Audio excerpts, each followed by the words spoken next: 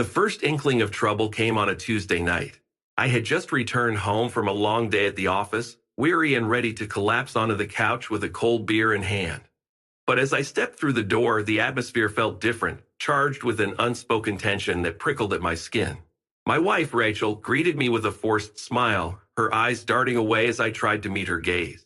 It was subtle, almost imperceptible, but it was there. A flicker of guilt that sent alarm bells ringing in my mind.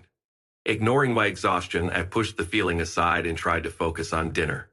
But the unease lingered like a shadow in the back of my mind. And as Rachel excused herself to take a phone call in the other room, I couldn't shake the feeling that something was off. Minutes turned into hours as I sat alone in the dimly lit kitchen, the silence broken only by the occasional murmur of Rachel's voice drifting from the next room. Unable to shake the feeling of unease, I decided to investigate.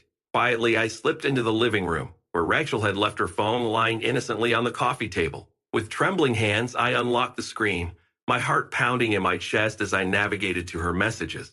What I found there made my blood run cold, a string of texts between Rachel and an unknown number, filled with flirtatious emojis and suggestive promises. My mind reeled as I scrolled through the damning evidence, each word a dagger to my heart. "Who are you texting?" Rachel's voice shattered the silence, her footsteps echoing in the hallway as she approached. I jumped guiltily, quickly pocketing the phone as she entered the room, her expression carefully neutral. "No one important," I lied, forcing a smile as I tried to mask the turmoil raging inside me. But Rachel wasn't fooled. I could see the doubt flickering in her eyes, the hesitation as she searched for the right words. "Are you okay?" she asked, her voice tinged with concern. I wanted to tell her, to confront her then and there, but something held me back, a voice whispering caution in the back of my mind. So I forced a smile and nodded, burying my suspicions beneath a facade of normalcy. But deep down I knew nothing would ever be the same again. The discovery of those incriminating messages ignited a fire within me, a fierce determination to uncover the truth no matter the cost. As Rachel slept soundly beside me, oblivious to the turmoil raging within our marriage, I slipped out of bed and tiptoed downstairs to my makeshift command center, the dining table littered with laptops, notebooks, and a tangled mess of charging cables. With the glow of the computer screen casting eerie shadows across the room, I began my investigation in earnest.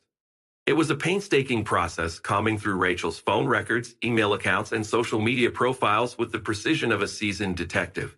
The hours slipped away unnoticed as I delved deeper into the labyrinth of her digital footprint, each new discovery sending a fresh wave of shock and betrayal crashing over me.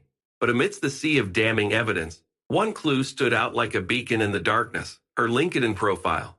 It seemed like an unlikely place to find answers, but there it was, a breadcrumb trail leading me straight to her affair partner. With trembling hands, I clicked on his profile, my heart racing as I scanned his employment history and connections for any hint of a connection to Rachel. And then I saw it, a familiar name nestled among his list of colleagues, a name that sent a chill down my spine. It was a small victory, but it was enough to fuel my determination to uncover the truth, no matter the cost.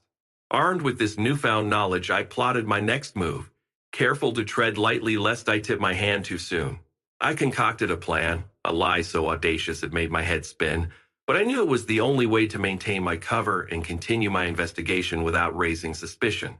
The days blurred together as I navigated the delicate dance of deception, each interaction with Rachel fraught with tension and uncertainty. But as the pieces of the puzzle began to fall into place, I knew I was getting closer to the truth, one carefully crafted lie at a time. "Is everything okay, honey?" Rachel's voice broke through the silence, her brow furrowed with concern as she peered over my shoulder at the computer screen. I jumped guiltily, quickly minimizing the browser window and forcing a smile as I turned to face her. "Everything's fine, just catching up on some work stuff," I lied, my heart pounding in my chest as I prayed she wouldn't see through my facade. But Rachel's gaze lingered, her eyes searching mine for any hint of deception. And as she turned away with a small nod, I knew the game had only just begun. The tension between Rachel and me had reached a breaking point. Days of covered investigation had left me on edge, my nerves frayed from the weight of my deception. But I knew I couldn't continue living a lie. It was time to confront Rachel and demand the truth. As we sat across from each other at the dinner table, the air crackled with an unspoken tension. Rachel's eyes darted nervously around the room, avoiding my gaze as she toyed with her food, unable to meet my eyes. I took a deep breath, steeling myself for what was to come, before plunging into the heart of the matter. Rachel, we need to talk, I said, my voice steady despite the turmoil raging inside me. She looked up, her eyes wide with surprise, but she said nothing, waiting for me to continue. I know about the affair, I said bluntly, watching as the color drained from her face. For a moment there was silence, a deafening void that echoed in the empty spaces between us. And then finally Rachel spoke, her voice barely a whisper. I don't know what you're talking about, she said, her words tinged with a desperation that sent a shiver down my spine. But I wasn't fooled. I had seen the evidence with my own eyes, and no amount of denial could change that. Don't lie to me, Rachel, I said, my voice cold with fury. I know the truth. She flinched at my words, her facade crumbling before my eyes, as the weight of her betrayal bore down on her shoulders. I can explain, she stammered, her voice trembling with fear.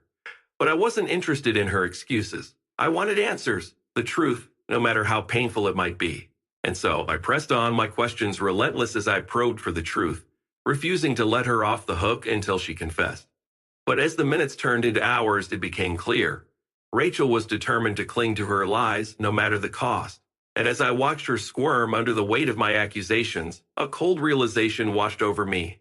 Our marriage was over, shattered beyond repair by the lies and deceit that had torn us apart. But amidst the wreckage of our relationship, a glimmer of hope emerged, the promise of a new beginning, free from the chains of betrayal that had bound us for so long.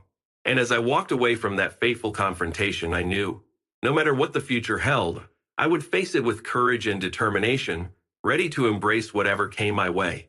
The aftermath of the confrontation left me reeling, my mind a whirlwind of conflicting emotions. Betrayal mingled with anger, hurt intertwined with a desperate longing for closure. But amidst the chaos, one thing became clear. I couldn't continue living in limbo, trapped between the shattered remnants of our marriage. With a heavy heart, I made a decision. It was time to end it, to rip off the Band-Aid and face the consequences head-on. I couldn't allow myself to be consumed by bitterness and resentment, shackled to a past filled with lies and deceit. As I sat alone in our empty living room, the weight of my decision hung heavy in the air. But I knew it was the right choice, for both of us. The next day, I made an appointment with a divorce lawyer, the weight of the decision bearing down on me like a ton of bricks. But as I sat across from her, the words spilled from my lips with a clarity I hadn't known before. I want a divorce, I said, my voice steady despite the turmoil raging inside me. The lawyer nodded, her expression sympathetic as she listened to my story. She had heard it all before, the tales of heartbreak and betrayal, the shattered dreams and broken promises. But amidst the pain, there was a glimmer of hope, the promise of a new beginning, free from the chains of the past. As the lawyer outlined the next steps, I felt a sense of relief wash over me. It wouldn't be easy. Divorce never is. But it was a necessary step on the road to healing. That night, as I lay alone in our empty bed, the weight of my decision lifted from my shoulders. I had made a choice to reclaim my life and my happiness, no matter the cost. And as I drifted off to sleep, a sense of peace washed over me, the first rays of dawn heralding the promise of a new day and a new beginning. The days leading up to the divorce proceedings were a blur of paperwork and legal consultations. Each meeting with my lawyer felt like another step closer to freedom, a chance to untangle the mess of our marriage and move forward with my life. As the date of our court hearing approached, I found myself consumed by a mix of anticipation and dread. The thought of facing Rachel in front of a judge filled me with a sense of unease, but I knew it was a necessary step on the road to closure. The day of the hearing dawned bright and clear, the courtroom buzzing with activity as lawyers scurried back and forth, preparing for the day's proceedings.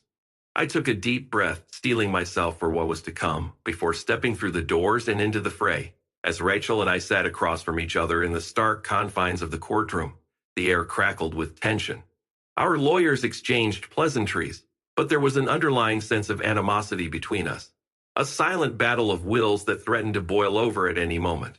But amidst the chaos, there was a sense of finality, a chance to put an end to the pain and uncertainty that had plagued us for so long. The judge called our case, and as we stood before him, I felt a surge of determination wash over me. I was ready to face whatever came my way, no matter how difficult it might be. The proceedings were brief, but fraught with emotion, as we worked through the details of our settlement and custody arrangements. Each word felt like a dagger to my heart, a painful reminder of the life we had built together, and the pain of its inevitable demise. But amidst the turmoil, there was a sense of relief, a chance to start anew, free from the chains of the past. As the judge finalized our divorce decree, a weight lifted from my shoulders, leaving behind a sense of liberation I hadn't known in years. It was over. Our marriage had come to an end, but in its place, a new beginning emerged. As Rachel and I parted ways outside the courtroom, there were no tears or bitter words, only a silent acknowledgement of the journey we had shared and the paths we now walked alone. And as I walked away from that fateful day, I knew, no matter what the future held, I would face it with courage and determination, ready to embrace whatever came my way. The ink had barely dried on the divorce papers when I felt the first stirrings of freedom coursing through my veins. It was a strange sensation, a mix of relief and apprehension as I stepped out into the world, unshackled from the chains of my failed marriage. With each passing day, the weight of Rachel's betrayal faded into the background, replaced by a sense of liberation I hadn't known in years. I was free to live my life on my own terms, free to pursue happiness without the weight of her deception dragging me down. As I settled into my new routine, the world seemed to open up before me, a vast expanse of possibilities stretching out in every direction. I threw myself into my work, throwing caution to the wind as I pursued my passions with a newfound fervor. But amidst the chaos of my newfound freedom, there was one constant, my daughter. She was the light that guided me through the darkness, a beacon of hope in an uncertain world.